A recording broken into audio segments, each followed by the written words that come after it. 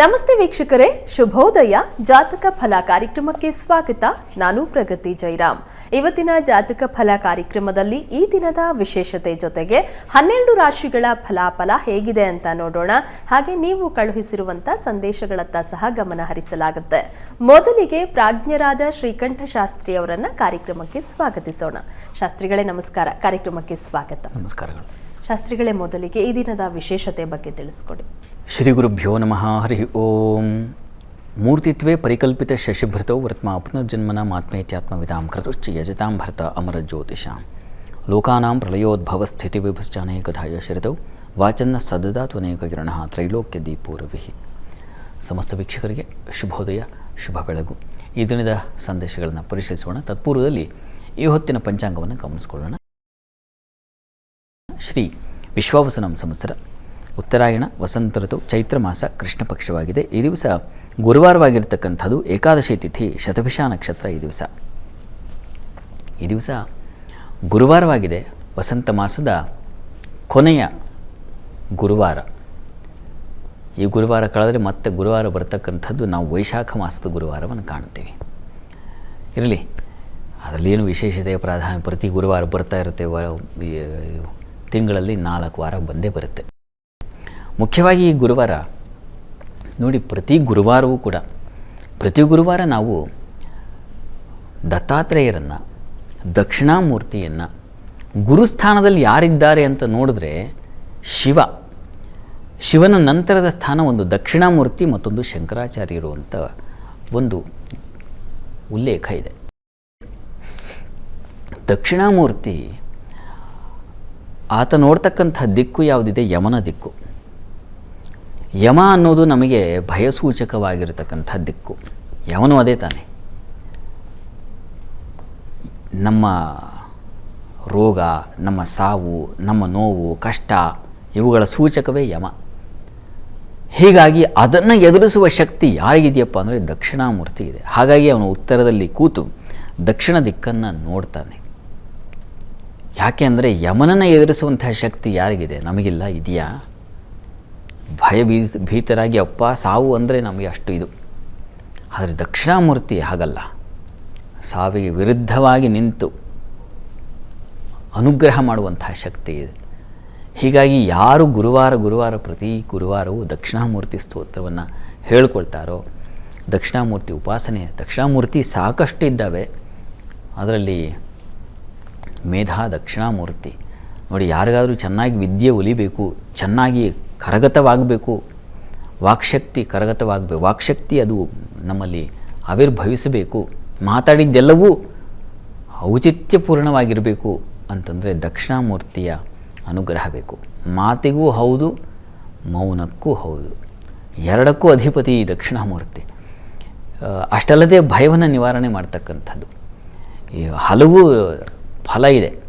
ಹೀಗಾಗಿ ಯಾರು ದಕ್ಷಿಣಾಮೂರ್ತಿಯ ಪ್ರಾರ್ಥನೆಯನ್ನು ಮಾಡ್ತಾರೋ ಅವರಿಗೆ ಯಾವ ಭಯವೂ ಇರೋದಿಲ್ಲ. ಅಜ್ಞಾನದ ಭಯ ಮೊದಲಿರೋದಿಲ್ಲ. ಅದು ನಿವಾರಣೆ ಆದ ನಂತರದಲ್ಲಿ ನಮಗೆ ಮೋಕ್ಷ, ಮುಕ್ತಿ ಅಲ್ವಾ? ಅಜ್ಞಾನ ನಿವಾರಣೆ ಮಾಡ್ಕೋಬೇಕು, ಅದಾದ ನಂತರವೇ ಸುಖ ಅಂತ. ಹೀಗಾಗಿ ಎರಡಕ್ಕೂ ಬಹಳ ವಿಶೇಷವಾದ ಸಾಧನ ಶಕ್ತಿಯಾಗಿದೆ ದಕ್ಷಿಣಾಮೂರ್ತಿ. ಈ ದಿವಸ ದಕ್ಷಿಣಾಮೂರ್ತಿ ಪ್ರಾರ್ಥನೆ, ಸ್ತೋತ್ರ ಯಾವುದಾದ್ರೂ ಸರಿ,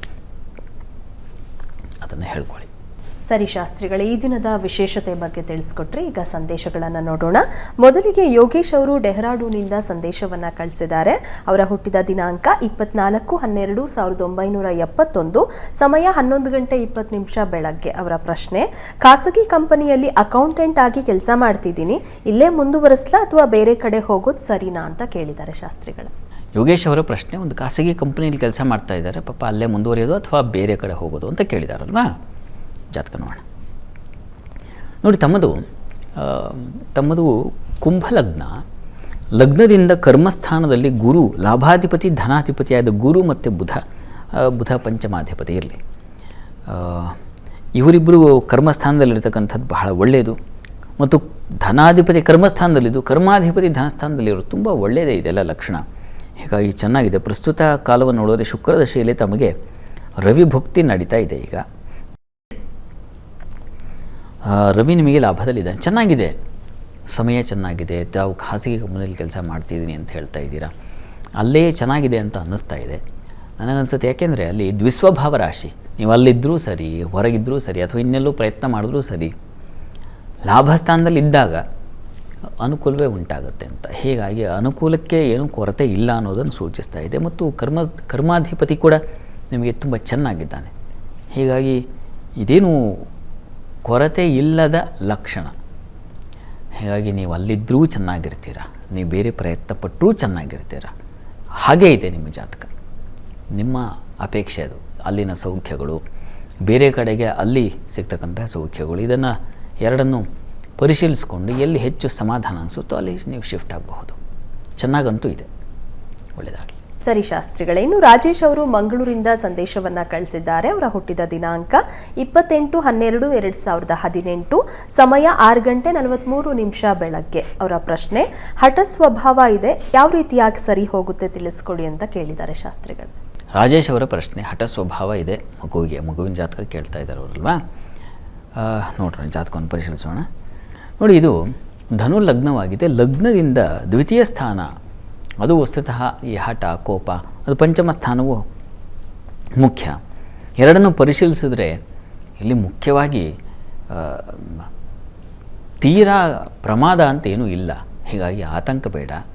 ಗಣಪತಿ ಸನ್ನಿಧಾನ ಇದ್ದರೆ ಗಣಪತಿ ಸನ್ನಿಧಾನದಲ್ಲಿ ಒಂದು ಜೇನಿನ ಅಭಿಷೇಕ ಮಾಡಿಸಿ ಪ್ರಸಾದ ತಿನ್ನಿಸಿ ಸಾಕಾಗುತ್ತೆ. ಅದೇ ಇದರ ಹೊರತಾಗಿ ಇನ್ನೊಂದು ಸರಳವಾದ ಒಂದು ಏನು ಈ ಕೋಪ ಶಮನಕ್ಕಿರತಕ್ಕಂಥದ್ದು ಅಂದರೆ, ನೋಡಿ, ನಿಮ್ಮ ಹತ್ತಿರದಲ್ಲಿ ಅಲ್ಲಿ ಗುರುನರಸಿಂಹ ಕ್ಷೇತ್ರ ಅಂತ ಇದೆ ಸಾಲಿಗ್ರಾಮದಲ್ಲಿ, ಉಡುಪಿ ಸಮೀಪದಲ್ಲಿ. ಒಂದು ಸಲ ನಿಮಗೆ ಹತ್ತಿರವೇ ಆಗುತ್ತೆ. ಒಂದು ಸಲ ಅಲ್ಲಿಗೆ ಹೋಗಿ ಈ ಮಗುವಿನ ಹೆಸರಲ್ಲಿ ಸಾಧ್ಯವಾದರೆ 9 ಗುರುವಾರ ಅಲ್ಲಿ ಅಭಿಷೇಕ ಮಾಡಿಸಿ.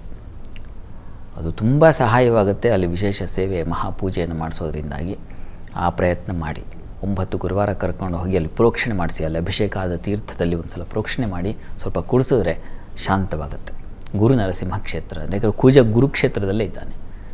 ಇದು ತುಂಬ ಸಹಾಯವಾಗುತ್ತೆ, ಮಾಡಿ ನೋಡಿ, ಒಳ್ಳೆಯದಾಗಲಿ. ಸರಿ ಶಾಸ್ತ್ರಿಗಳೇ, ಇನ್ನು ಮೇಘ ಅವರು ಹುಬ್ಬಳ್ಳಿಯಿಂದ ಸಂದೇಶವನ್ನ ಕಳಿಸಿದ್ದಾರೆ. ಅವರ ಹುಟ್ಟಿದ ದಿನಾಂಕ 11/11/2001, ಸಮಯ 1:20 ಬೆಳಗಿನ ಜಾವ. ಅವರ ಪ್ರಶ್ನೆ, ಮದುವೆ ಬಗ್ಗೆ ತಿಳಿಸಿ ಅಂತ ಕೇಳಿದ್ದಾರೆ ಶಾಸ್ತ್ರಿಗಳ. ಮೇಘ ಅವರ ಪ್ರಶ್ನೆ ಅದು ವಿವಾಹಕ್ಕೆ ಸಂಬಂಧಿಸಿದೆ ಅಲ್ವಾ. ಜಾತಕವನ್ನು ನೋಡೋಣ. ನೋಡಿ, ತಮ್ಮದು ಸಿಂಹ ಲಗ್ನ. ಲಗ್ನದಿಂದ ವಿವಾಹದ ಅಧಿಪತಿ ಶನೈಶ್ಚರ ಕರ್ಮಸ್ಥಾನದಲ್ಲಿದ್ದಾನೆ. ಅಂದರೆ ಮಿತ್ರಕ್ಷೇತ್ರ, ತೊಂದರೆ ಇಲ್ಲ. ಪ್ರಸ್ತುತ ಕುಜದಶೆಯಲ್ಲಿ ತಮಗೆ ನಡೀತಾ ಇರತಕ್ಕಂಥದ್ದು ಈಗ ಶುಕ್ರನ ಕಾಲ ನಡೀತಾ ಇದೆ. ನೋಡಿಪ್ಪ, ಈಗ ಈ ಕ್ಷಣದಿಂದ ಹಿಡಿದು 2026 ಮೇವರೆಗೆ ನಿಮಗೆ ವಿವಾಹಕ್ಕೆ ಯೋಗ್ಯವಾದ ಕಾಲ.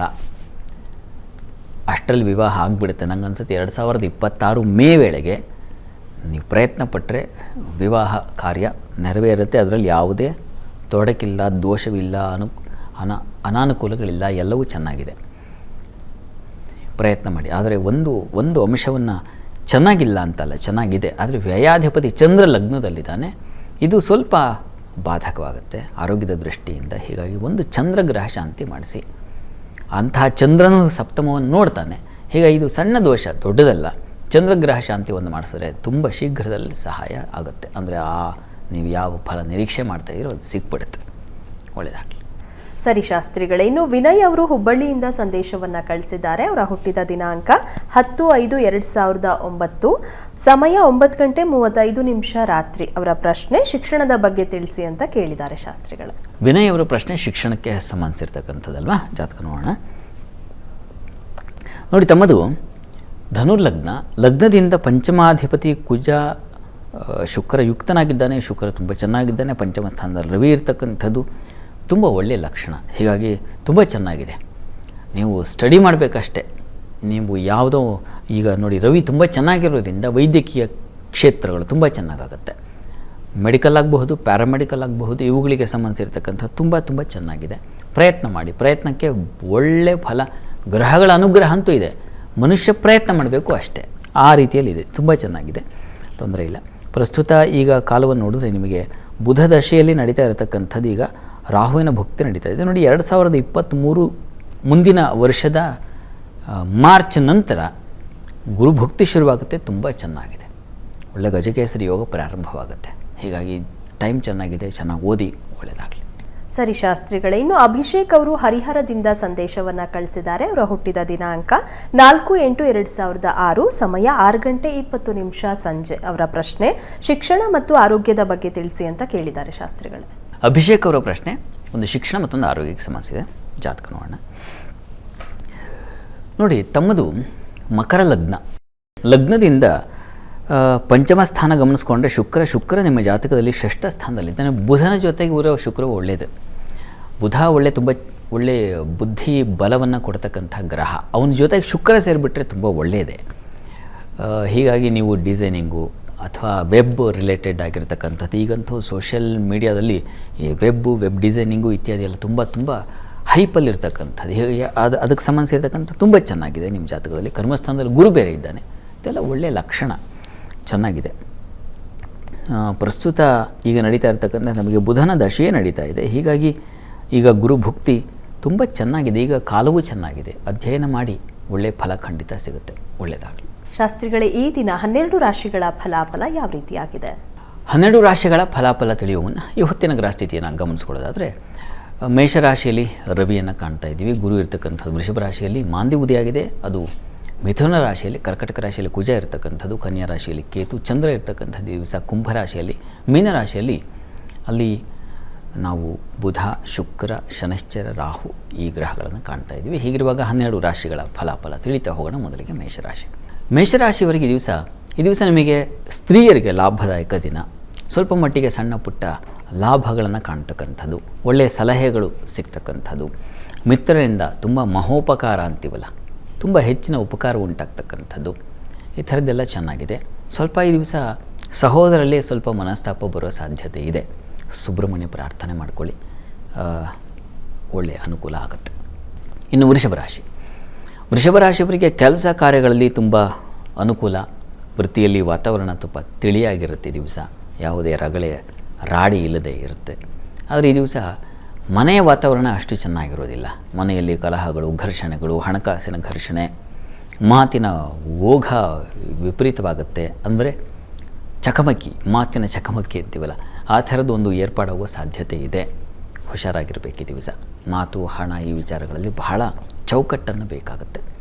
ಪ್ರಾರ್ಥನೆಗೆ ದಿವಸ ದಕ್ಷಿಣಾಮೂರ್ತಿ ನೋಡಿ, ನಾನು ಪ್ರಾರಂಭದಲ್ಲಿ ಹೇಳಿದ್ನಲ್ಲ, ದಕ್ಷಿಣಾಮೂರ್ತಿಯ ಪ್ರಾರ್ಥನೆಯಿಂದಾಗಿ ಅದನ್ನು ಕೇಳಿಸ್ಕೊಂಡ್ರೆ ಆ ಮಂತ್ರ ಯಾವುದು ಕೊನೆಗೆ ನಾನು ಹೇಳ್ತೀನಿ, ಆ ಮಂತ್ರವನ್ನು ಹೇಳ್ಕೊಳ್ಳಿ, ತುಂಬ ಅನುಕೂಲ ಆಗುತ್ತೆ.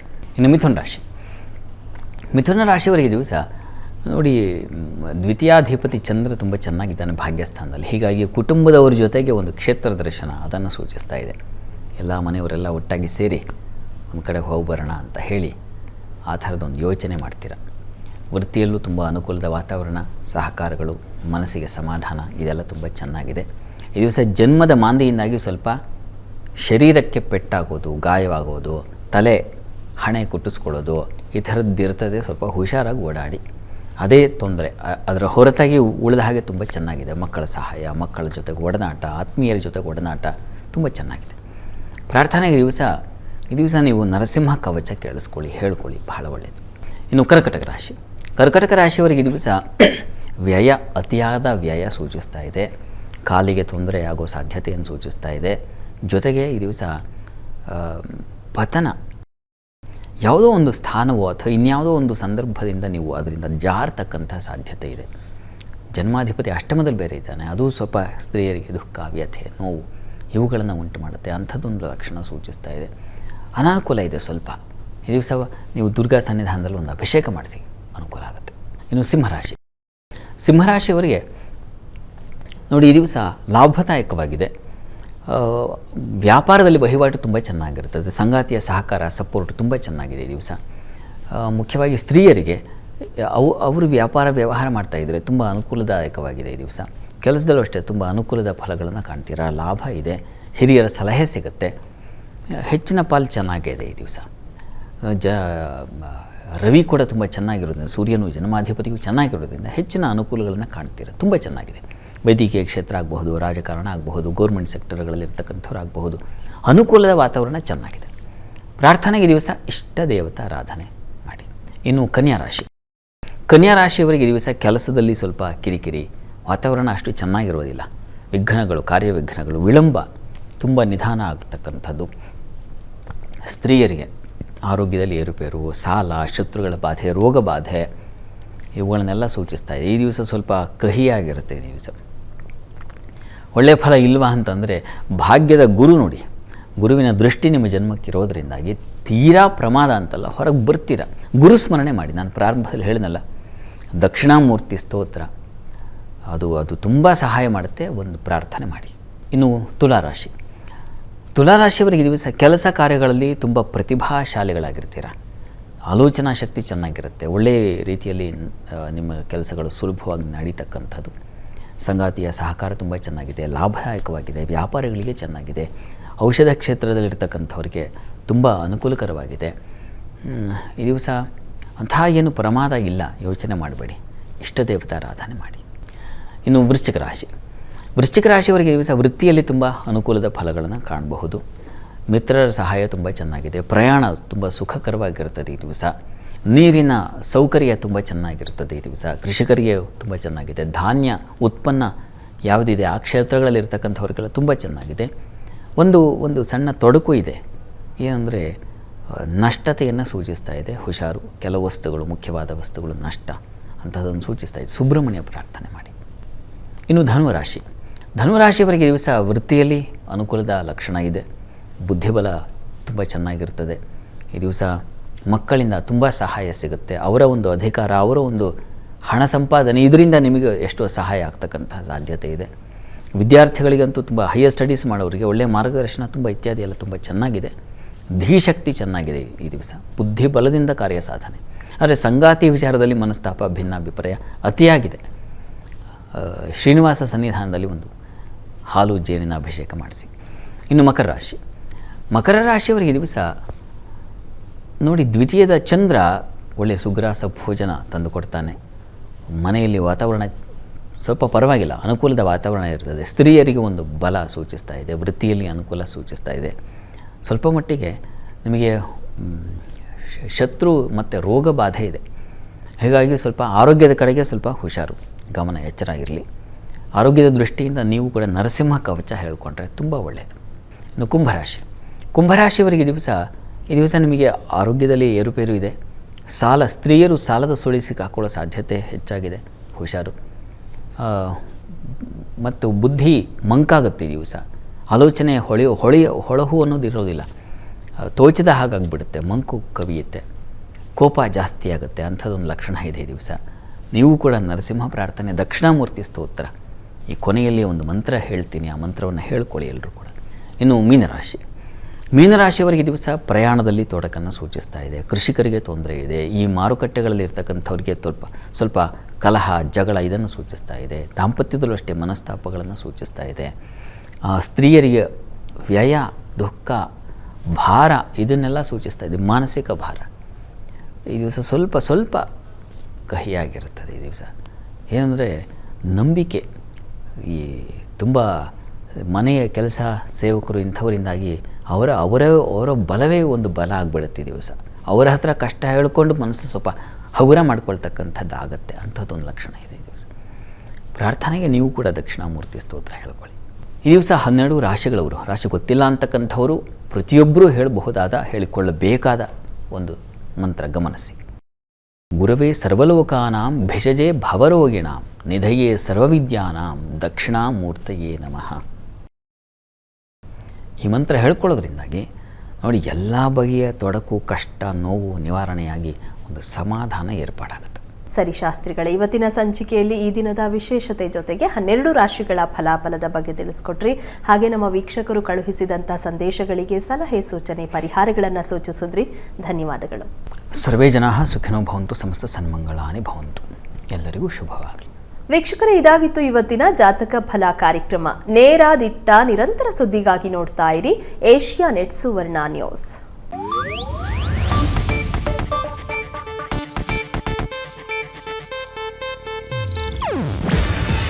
ಇದು ಏಷ್ಯಾನೆಟ್ ನ್ಯೂಸ್ ನೆಟ್ವರ್ಕ್ ಪ್ರಸ್ತುತಿ. ನೀವು ನೋಡ್ತಿದ್ದೀರಾ ಏಷ್ಯಾನೆಟ್ ಸುವರ್ಣ ನ್ಯೂಸ್.